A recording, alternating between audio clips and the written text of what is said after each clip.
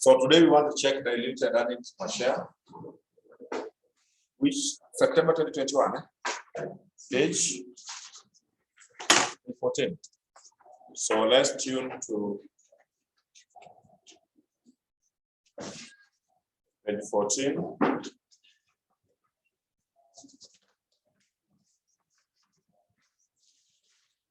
That is September 2021.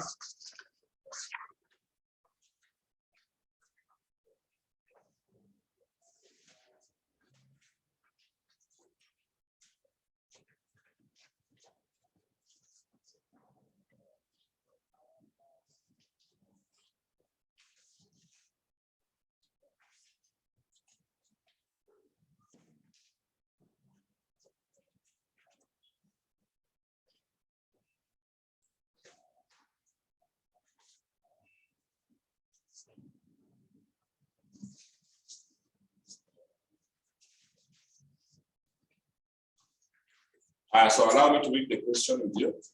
So the question says, the following capital structure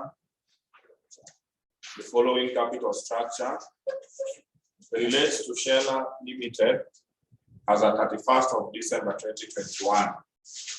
So ordinary share capital, 10% cumulative preference shares, 12% convertible loan notes, then there was profit after tax. Okay.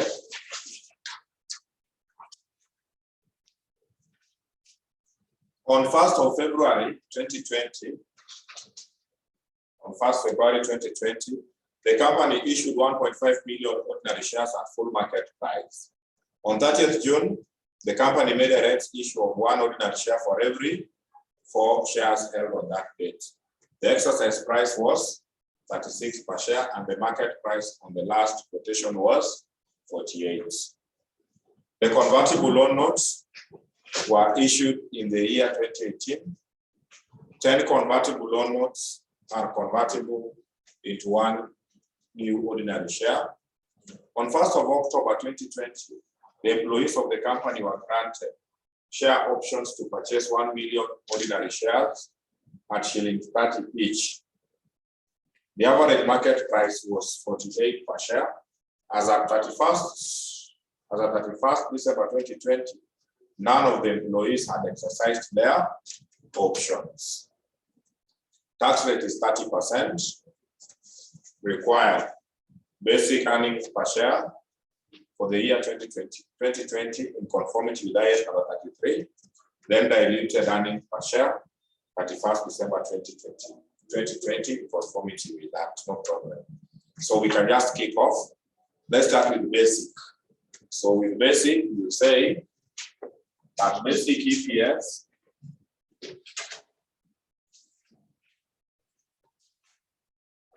basic earnings per share is equals to profit attributable to ordinary shareholders over the weighted average number of ordinary what? Shares. Correct.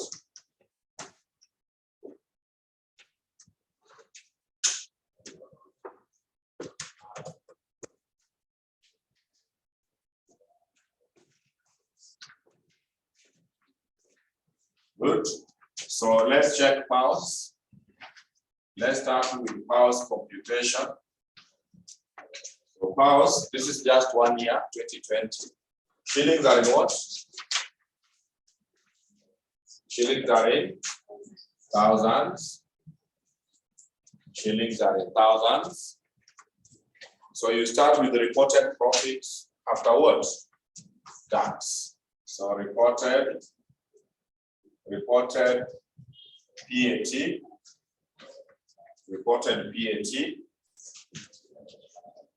How much was this? 171, 200. What are we supposed to subtract from that arrangement? Reference what? Dividends, not share. We subtract reference dividends. So less reference dividends, less reference div. So preference dividends, what was the rate of the dividends? 10%. So 10%, what was the value of the preference share capital from the capital structure? 40. Sure. So 10% of 40 is likely to give you how much? 4. Therefore, Paus is going to be 160 something. 1.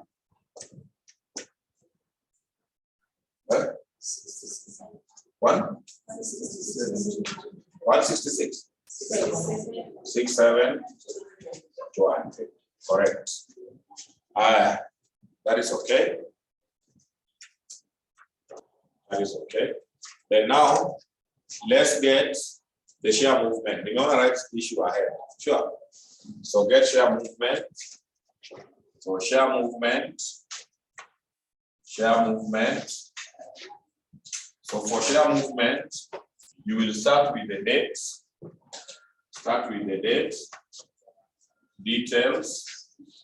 The number of shares. Like that.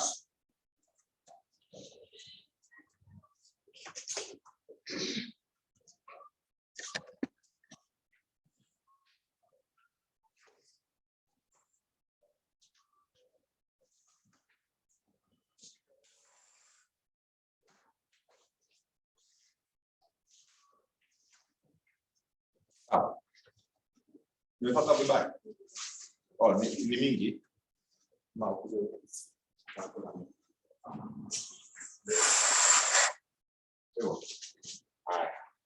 So let's start from the beginning of the year. The year starts when?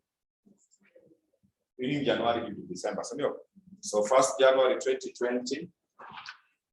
1st January 2020. 1st January 2020.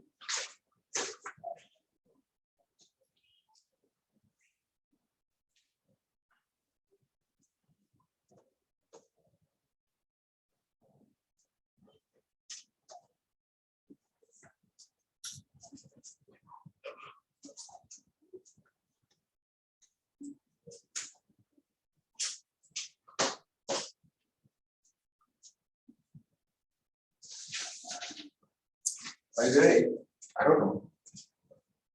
You know, sometimes the way I think is not the way. There's something Lina was saying yesterday. Yeah, you're a right issue. I can show you another way you can weigh them. You can have 2 alternative methods, though I normally stick with this one. I can show you, then you can tell me which one is better. So, so 1st January 2020 details, balance brought down. How many shares are you seeing? Ordinary shares 60, 10 each, divide 6. Yes, so this is 6. Then you go to the notes. Go to the notes. Go to the notes. So in note 1,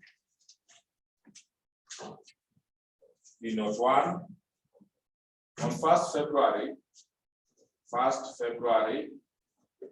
2020, new issue. So there was new issue. New issue of how many shares? 1.5. So there was new issue of 1.5. Then on 30th June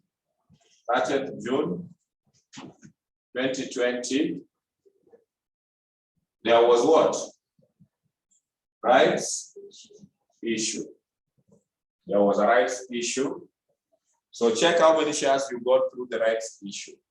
So through rights issue, what was the basis? 1 for every. So 1 for 4. How many are we having right now? 75. You have 75. So 1 for 4, 75. What do you get? 1 for 4, 75. 18. 1875. Very good. Note 4. On this, the employees of the company were granted share options. No, number 3.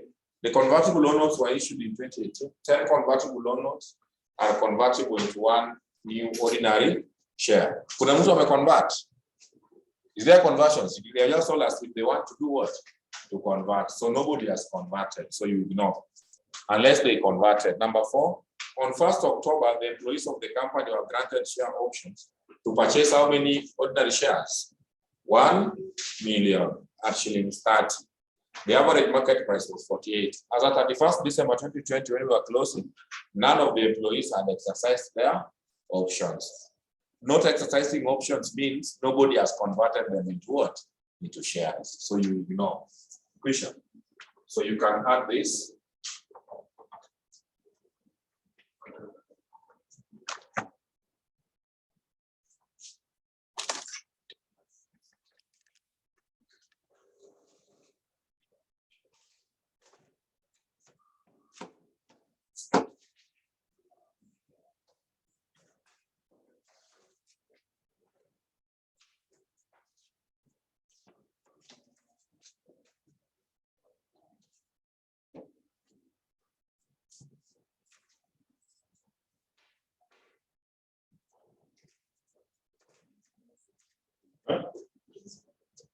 $93, $73.75.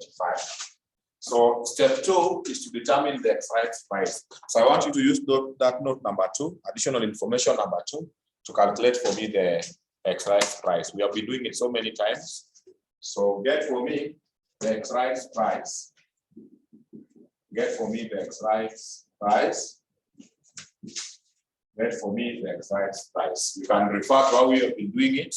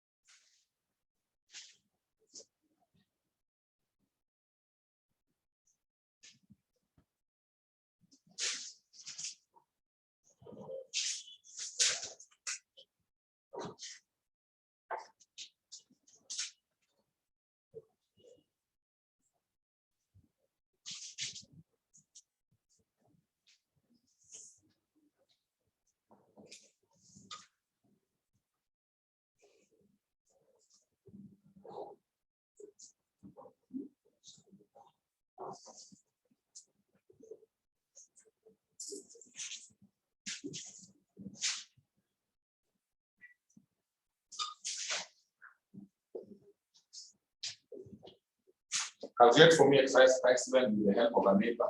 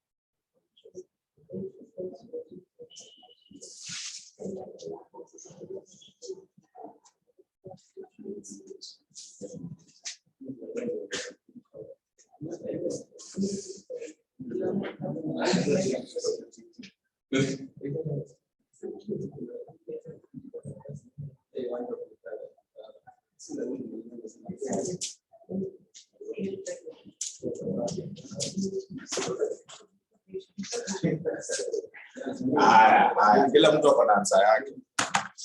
Acha nione online. 45.6. Yeah. Okay. Then Kasna C. Kama unapata hiyo, then that is okay. Kuna however.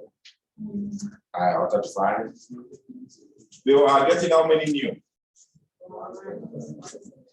One new for 4 head.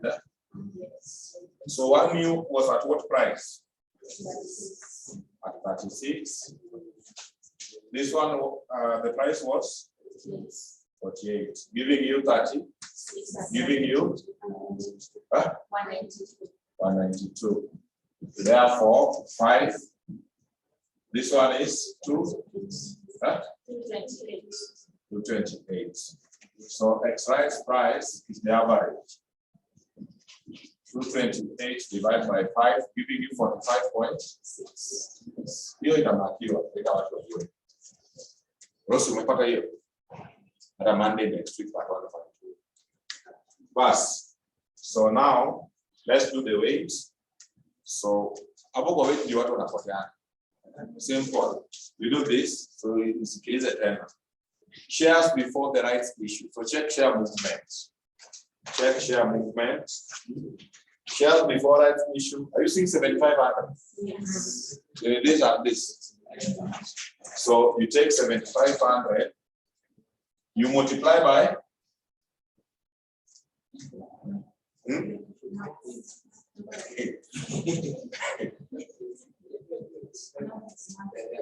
You take the market value before the issue, which was? It was 48. Divided by theoretical, which is? But for how many months? It took place on 30th June. So those are 6 months. Right issue took place on 30th June. So 6 over 12.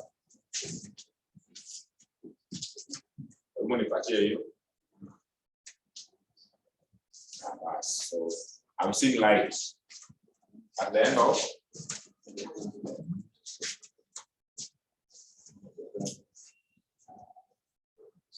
up.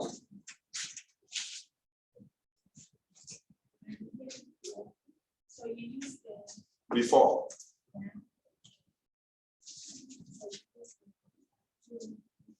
January to June. So before right issue took place on 30th June. Before 1st June, you get me a 5 months.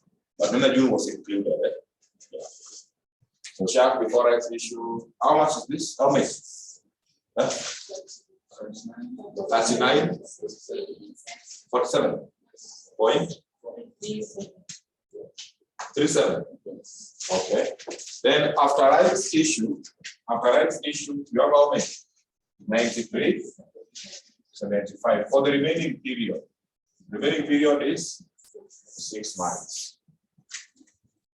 So multiply that.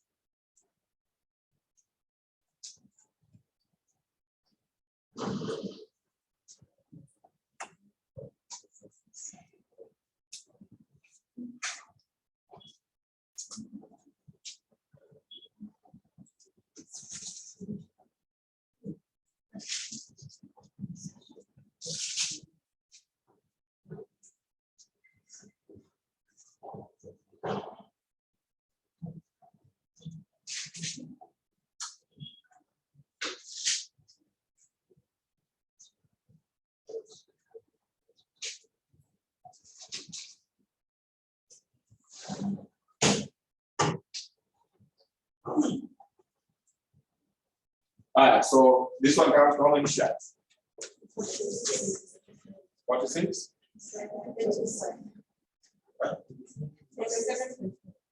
46, 47.5. Very confused. 4, 6. 7. Uh-huh.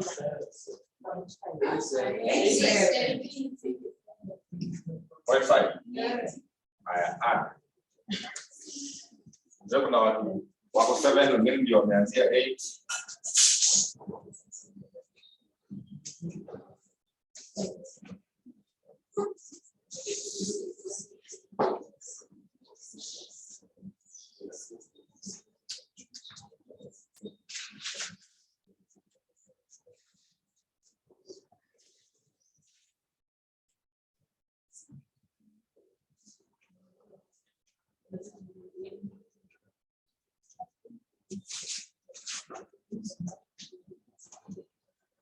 How many shares are this? Yeah? 86.34.87. Therefore, basic EPS will be the profit which we got 167,200 divided by 86.37.87. You get shillings what per share?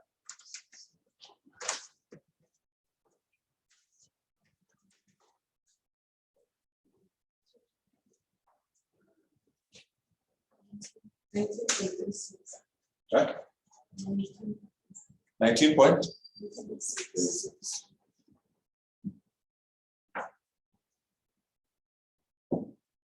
19.36 per share.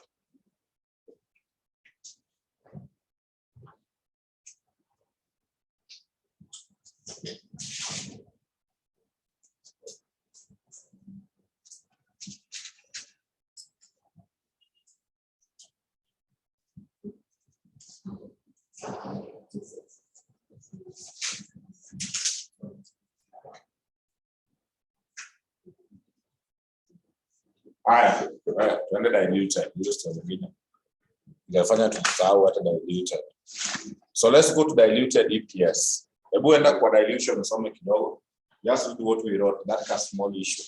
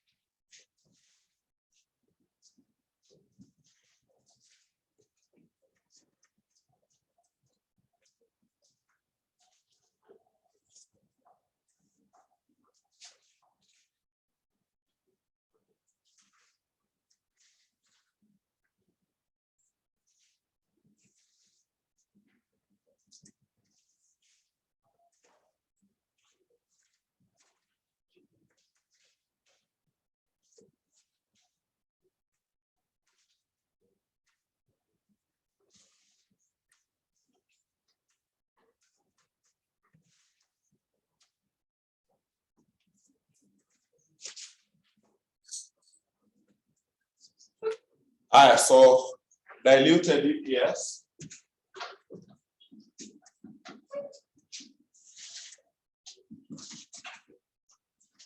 Can you, first of all, step one, can you identify for me the potentials in this question? The potential ordinary share. So identify potential ordinary what? ordinary shares. Identify potential ordinary shares. Can you identify them for me? The ones with the options per the prefix. Prefix what? Convertible. So can you identify for me other convertible, which you can be able to say? What was convertible?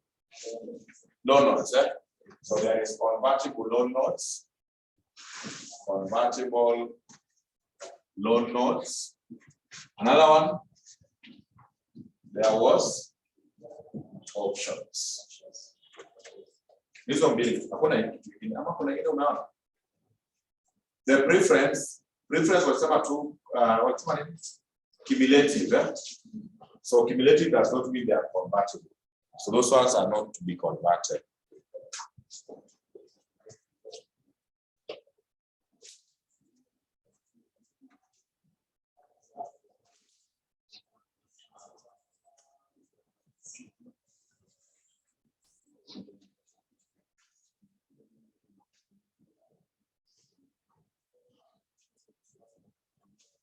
Yeah.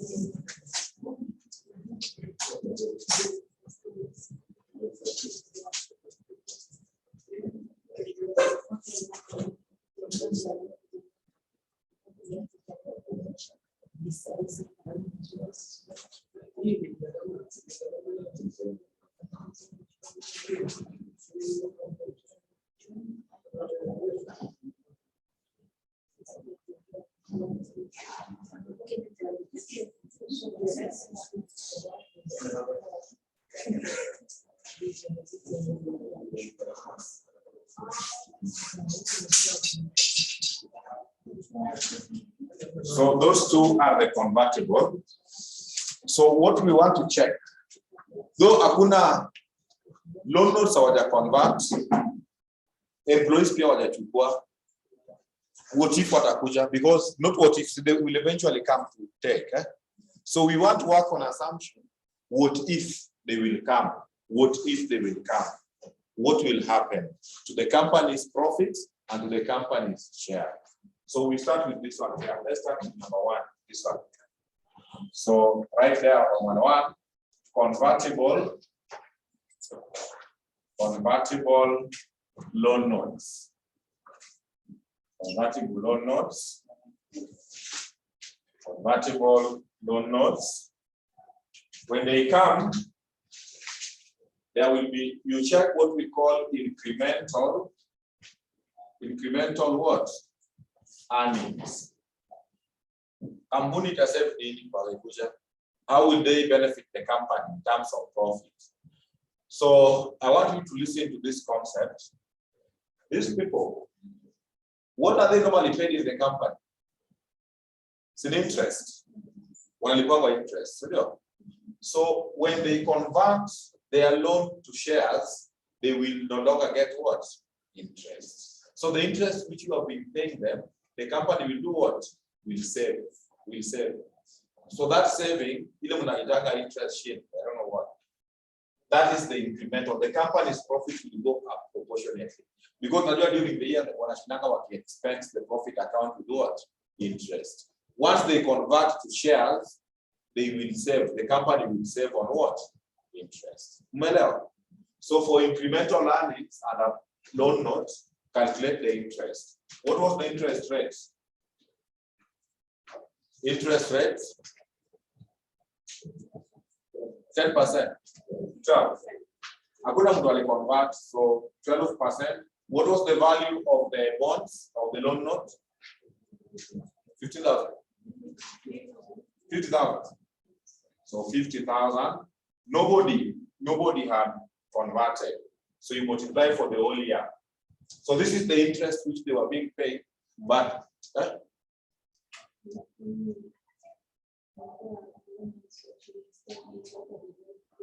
when I see earnings is in form of monetary value. Yes. So 12% of 50.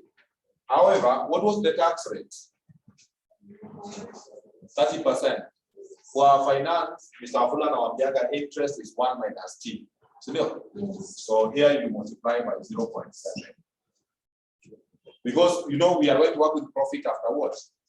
Tax. So interest you take 1 minus T. So if your students on Asawi, don't forget. For interest, that is the reason why that tax rate was there.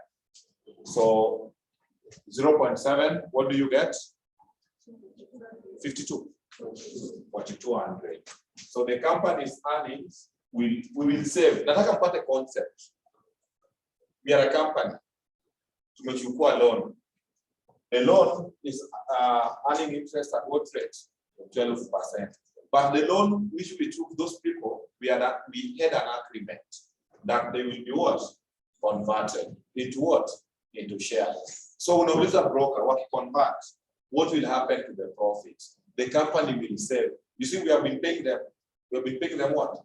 Interest. So when they join as shareholders, you know now they will pay dividends. So the interest we have been paying them, the company will do what? Will save.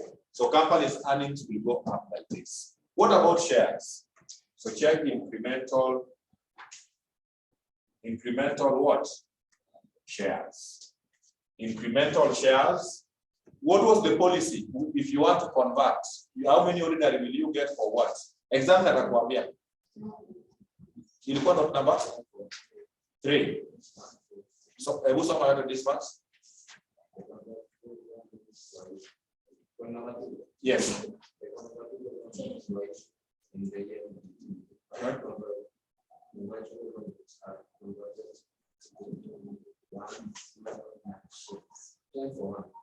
No, 1 for 10. How many ordinary will you get? 10 loan notes are convertible. 10 loan notes are convertible into one what? Ordinary. So you get one ordinary for every, it is in shillings, not just 10. So get one ordinary for every 10 loan notes. How many loan notes are we having? Take 50 divided by the par value of each. You pass the number of the par value of loan note was 10. So 50 divided by 10 is 5. So we were having five what? Loan notes. So get one ordinary for every 10 loan notes. And how many loan notes will we have? 5. So we will get how many ordinary?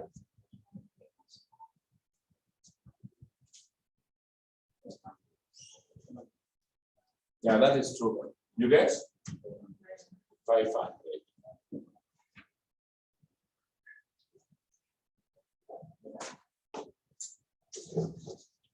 Because how? Very okay. Good. Now do this. You say earnings per incremental what? Incremental shares. Earnings per incremental shares. So the increase is 42, and 42 will give us how many shares? 500.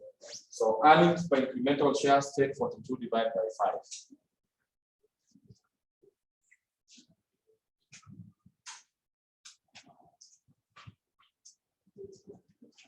You get 8.4. 8.4. Leave that one there. That's a 2. Then you go to the other one, Roman 2, options. You do the same thing. Options. So options.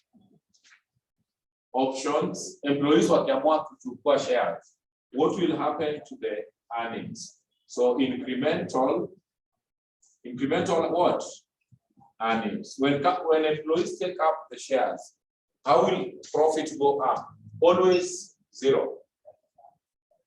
Kunanga effect. You know why? You cannot promise employees that you will give them shares. Now then you stop paying them what? Salaries. That is not applicable. If that is the case, then can I get that?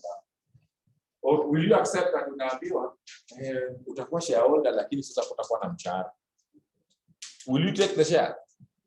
Let them stay with those shares. So there is always no impact on the company, because how do employees affect the company's profit? Through the salaries and what? Wages. That's what we expect. By giving them shares does not mean now you will not pay them the salaries and what? Wages. So see kwa hizo wali peke yake, all the questions when you get to options, incremental earnings, then incremental shares.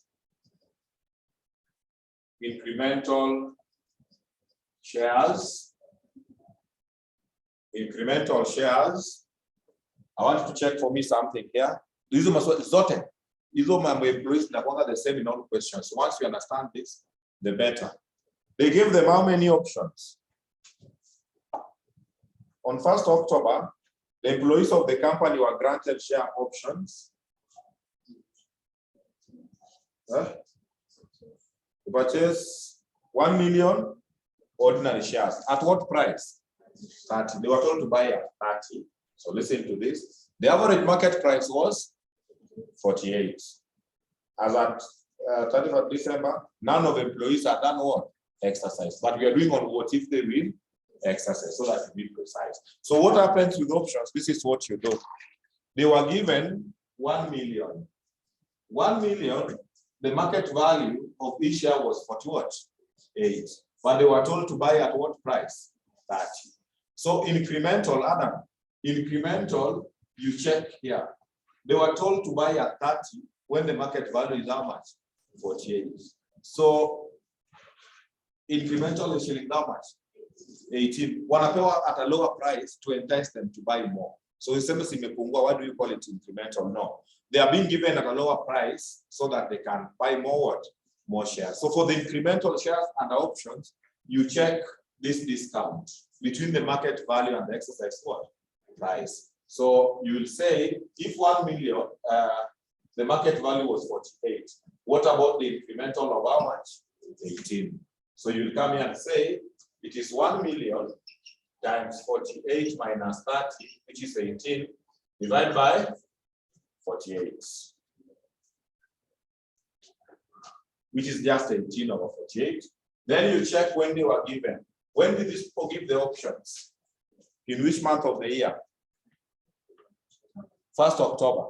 So if they are to exercise, they will only be interested for how many months? October, November, December, 3 months. When you are about 2018.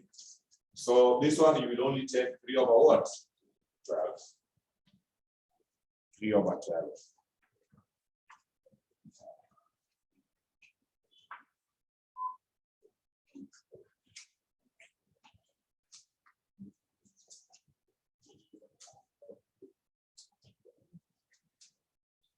Yes.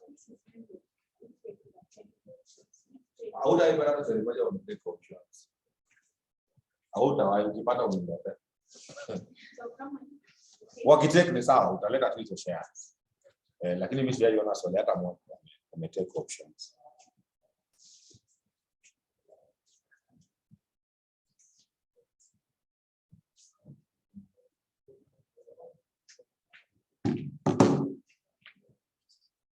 So that one comes to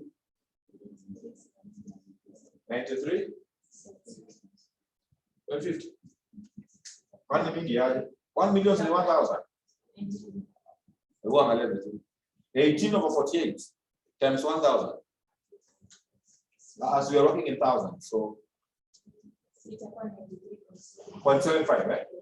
93.75.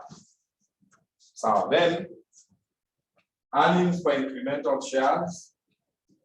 Andika tu EPS. EPS yake itakuwa 0 divided by 93.7 what? 5. So incremental per share is 0. Always 0. That divided by that 0. Then now what you do, you rank. So tukikaa chini hivi, tufikirie nani anafaa kuja wa kwanza. Who should come? The one who will have the least effect. The least effect on EPS, they are the first people to be called. Please come over to take the shares. So who is having the least effect on EPS? It's in the options. You base it on this. The earnings per incremental what? Shares. This is 0. This is 8.4. The one with the least, you know, you want to welcome people not to start taking shares. So the one which will not have much impact on our earnings. Those are the first to be called. So this one is ranked position 1. This one is ranked position 2. So rank them based on their effects, like that. So the list is ranked position 1. The list is ranked position 1.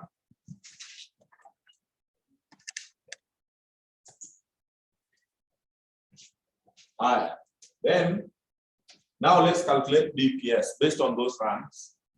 So DPS computation, DEPS, you do this, you say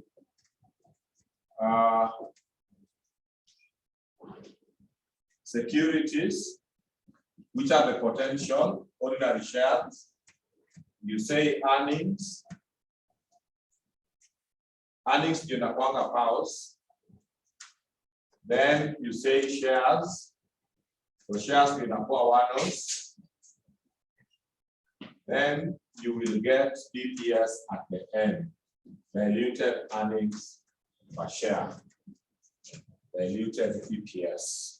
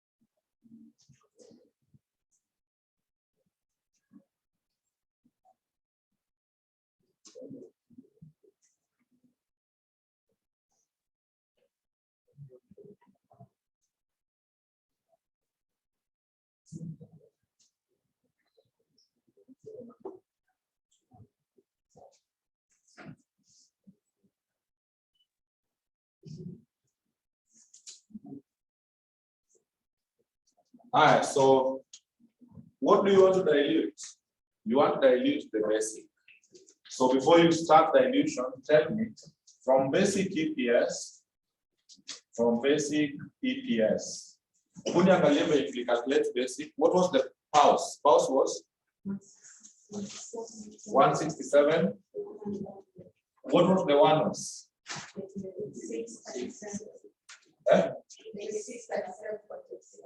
167, giving us 19 points. Is 0.87. Giving us earnings per share was 19.36. That is how we calculated the basic. Now, bring these people based on the one with the least effect, based on the rank. So the one which had position 1 at the first to come. So when options are taken up, earnings will go up by 0. 34. Okay. But that's okay. So the earnings will go up by 0. Check your options. It will go up by 0. But incremental shares will increase by how much? 93.75. So can you add? Once they join, earnings will remain constant, but shares will go up. So add this plus this.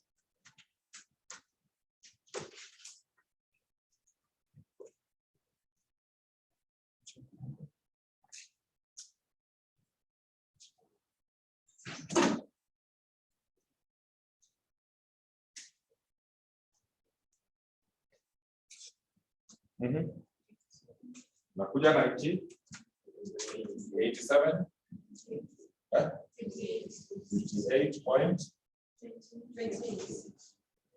8728.62. So take this, the new earnings, divide by the new earnings. So this divide by this, you get the new earnings per share. 19.16. So now dilution imeanza. EPS has started doing what? Coming down. Then bring the position 2. So the one which was ranked the second was convertible what? Loan notes. So loan note holders, when they join, earnings will go up by how much? 42. So companies' earnings will increase by 42, while shares will go up by 500. So can you add again, get the new position? Add and get the new position. The new position is 171, 400. This other one, 9228.62. Can you get for me the new earnings per share? So you take this, divide by this. Speed.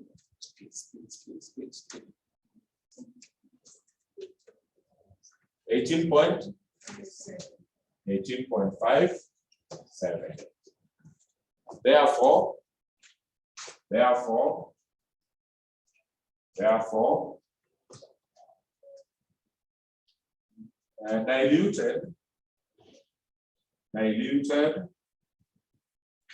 diluted EPS is equals to, so of this, you pick the least, not the last, the least. Coincidentally, our last is the least. So diluted EPS is shillings 18.57. That is the least it can go at our computer. So you can make your decision from there. That is the worst of worst.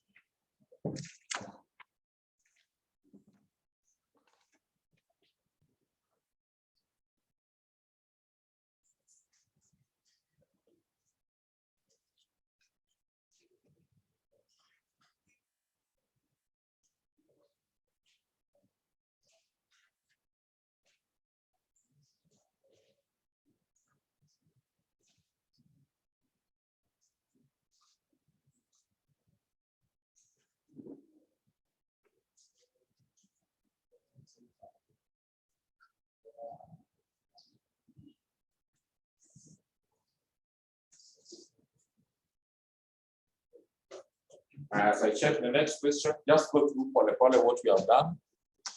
Then I can see whether we can do something again.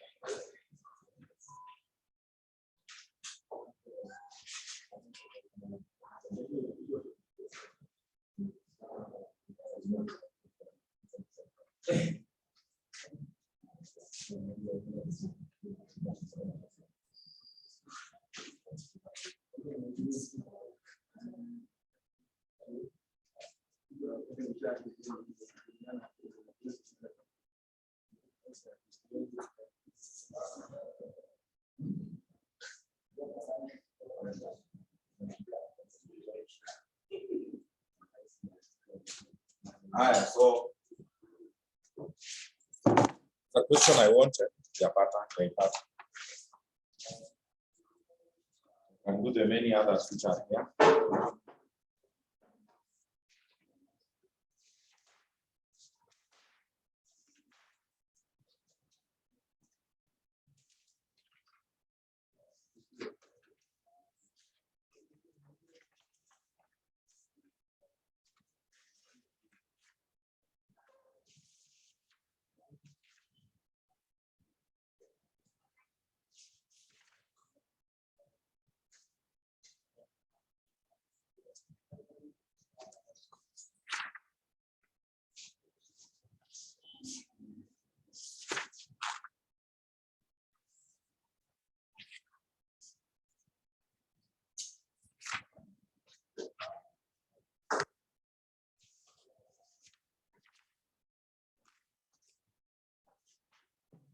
Sasa hii kiasi tunazifanya siku hizi hapa.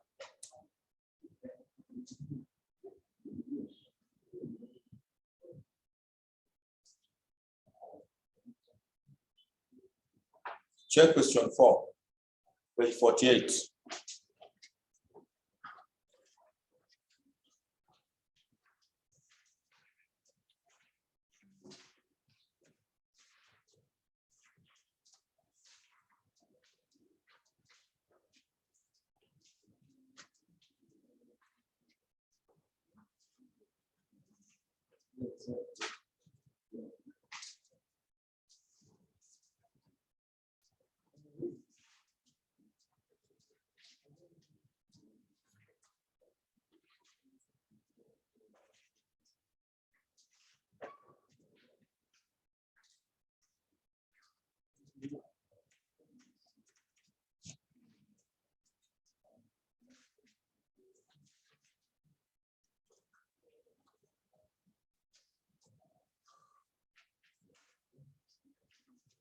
Which city?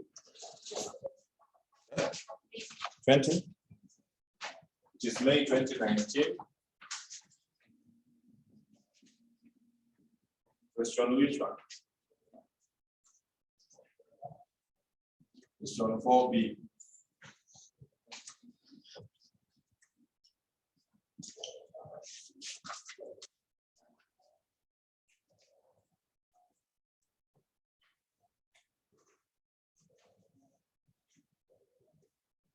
You there?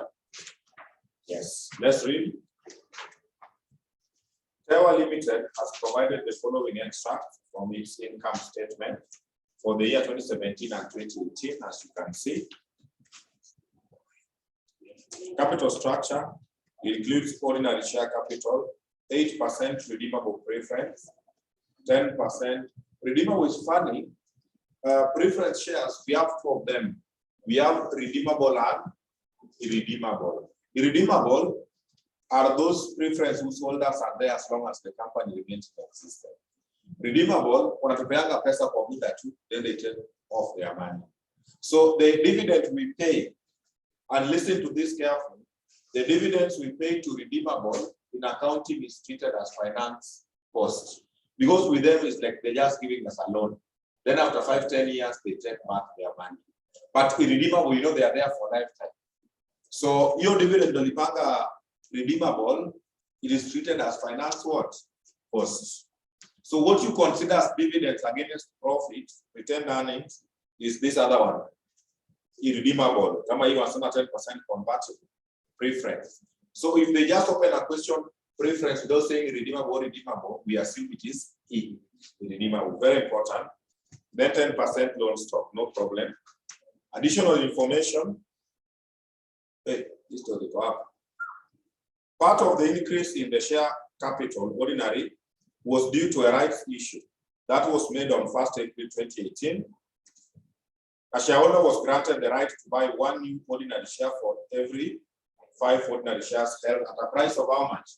120. The market price of ordinary shares before the rights issue was 125.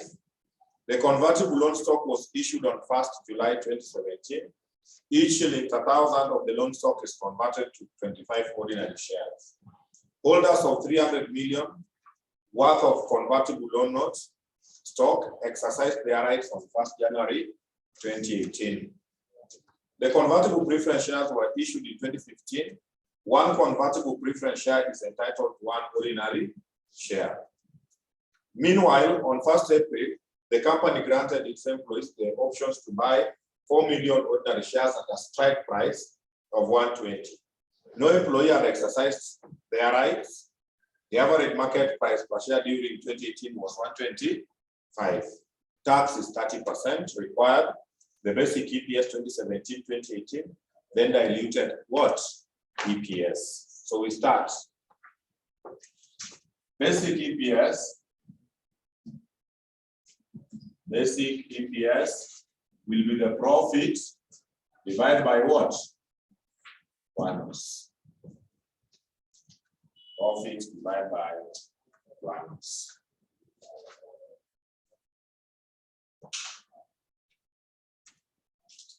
So let's start with the profits.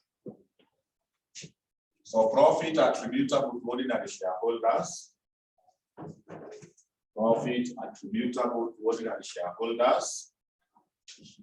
2017, 2018. But then how are your books? So group imekuwa very wide. Group is wide, eh?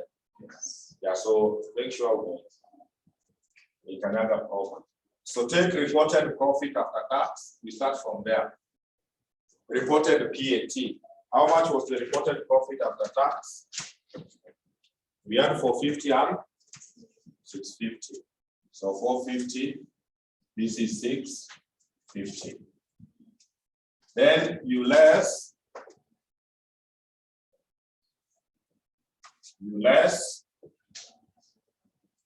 preference.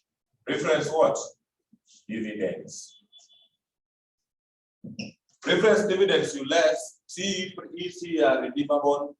Redeemable I've said here inakuanga like a loan, which the dividends we pay redeemable preference is treated as finance what? Finance cost, part of interest, just to service whatever they've given us. So calculate it on this convertible. So 10% of 10% of what? 500. 10% of 500. 10% of 500 is how much?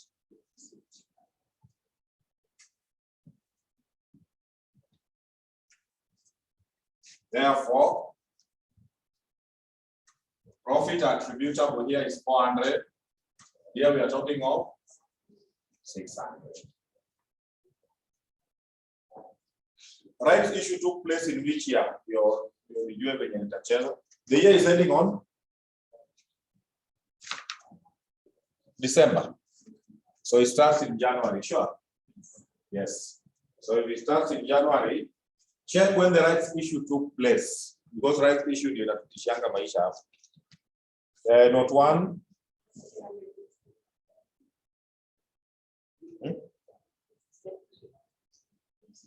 April, eh?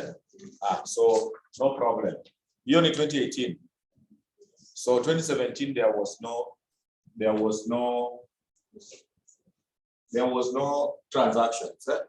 So can you check for me the shares in the capital structure? We're not even going to struggle. The shares in the capital structure for 2017. 2017, you are seeing. Yeah, 17, 18, sure. 2017 was ordinary 2,000 in monetary value. Divide by the par value to get the number of shares, 20. So what will happen in 2017, EPS 2017 will be, take the profit, which is 400, divide by what? 20. See, 20 times 12 over 12. Yes, so let's not waste time. Divide by 20, giving you 20. So that is shillings 20 per what? Per share.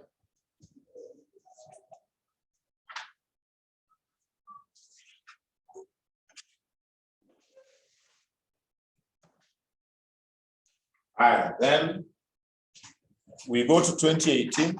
2018, there's a lot of stories.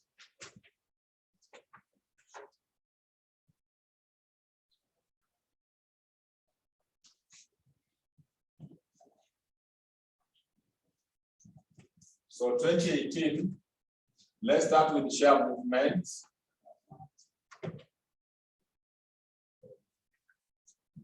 Let's start with share movements. So share movements, dates, details, then shares.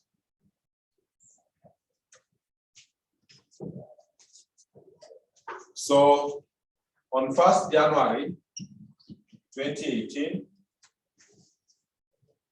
1st January 2018, details, you say balance, done what? Brought down. So balance brought down. How many shares? 20. 2017. You bring them down there. They now go to 2018. In 2018, I will check for me this note 2. You can examine the note 2 is coming before note 1. They say the convertible loan stock was issued in 2017. Issue, that's not a problem. Each shilling 1,000 of the loan note is convertible into shilling. To how many ordinary? 25. Holders of 300 worth of convertible loan notes exercised their rights on 1st January 2018. So 1st January 2018, conversion. So the convert. How many were converted? Shillings? Shillings what? Sorry. Shillings 3,300. What was the policy? You are getting how many ordinary for what? You are to get, if you want to convert loan note or a loan what? Loan stock. You get 25 ordinary for every shilling what? 1,000. But they converted how many? Shillings? Yeah, correct. So check how many ordinary they got. But if they never converted, you don't struggle. They just say convertible. You don't struggle to convert. But here they converted. So if you convert 300, they are saying for every, you get 25 ordinary for every shilling space. So here in Abuja, 7.5. Check note 1. Part of the increase was due to a rights issue that was made on 1st April 2018. So rights issue. What is the basis of the rights issue? You get 1 new for every, so 1 for every 5. 1 for every 5 times, how many are we having? 27.5. This plus this. We have 27 plus 0.5. So 1 for every 5, 27.5, you get 5.5. Next, number 3. The convertible preference shares were issued in 2015. 1 convertible preference share is entitled to 1 ordinary. Nobody has converted. Sure. So if there is no conversion, you don't fix. Meanwhile, other usual employees are connected. So by the end of the year, nobody had exercised. So question. How much is this? Can you add this? How many shares are those? 33. I want you to calculate for me X rights price from that note 1. This note 1 or note. Yeah. Use that note 1 to get for me the X rights price, please. Use note 1 to get me X rights price.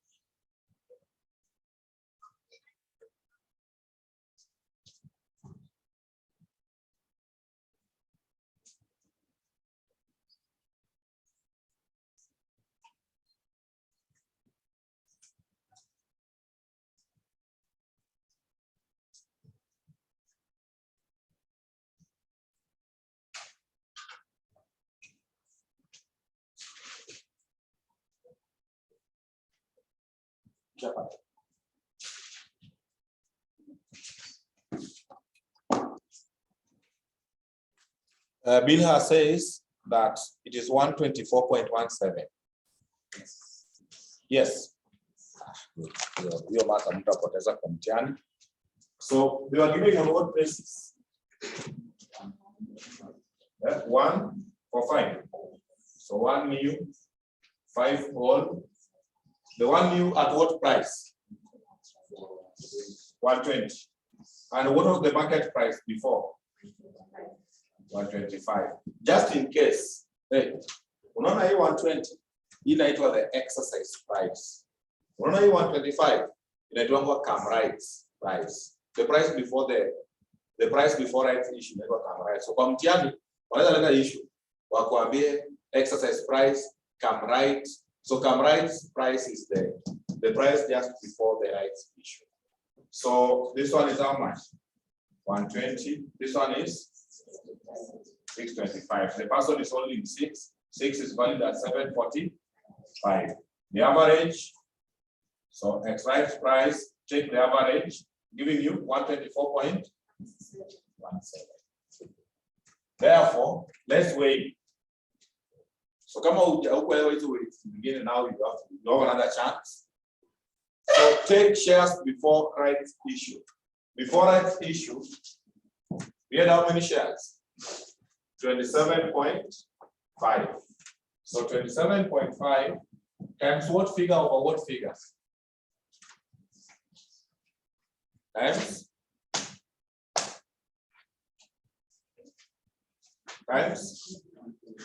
125. So unachukua come right over the X rights. So this one, they come right over the X rights price. So 125 divided by 124.17 times the period. So period before the rights issue. Rights issue took place on 1st April. So how many months? 3. So 3 months before the rights issue. So can you weigh them like that?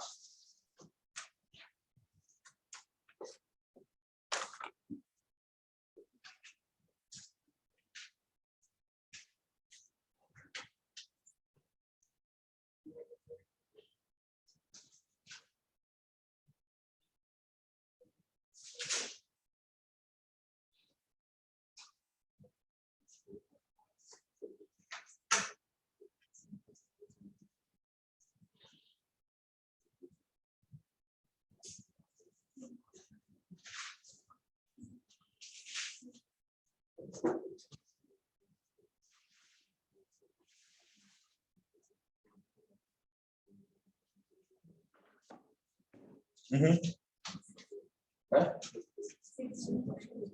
6.92. So this is 6.92. Then what? Shares after rights issue, 33 times the remaining period. Times the remaining period, which is 9 months. The remaining period is 9 months.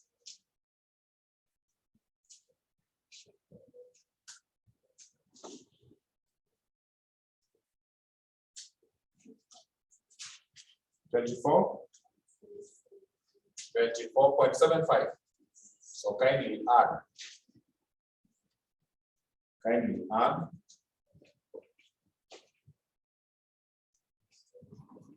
you add, what do you get? 31.67.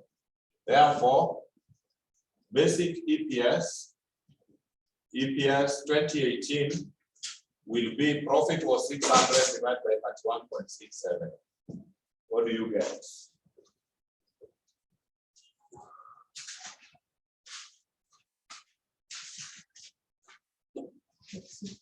Huh?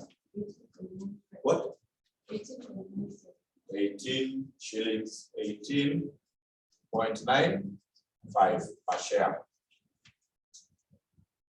Share. Full stop.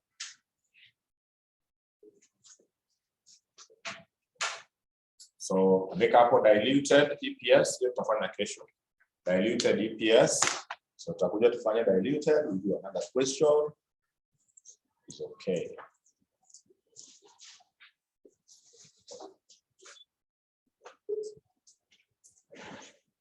Okay. We stop there. So kusoma. Just familiarize yourself with those procedures. Na mmeona rights issue ndio sana. So make sure we pay chance. Just know how to maneuver around with it. Thank you.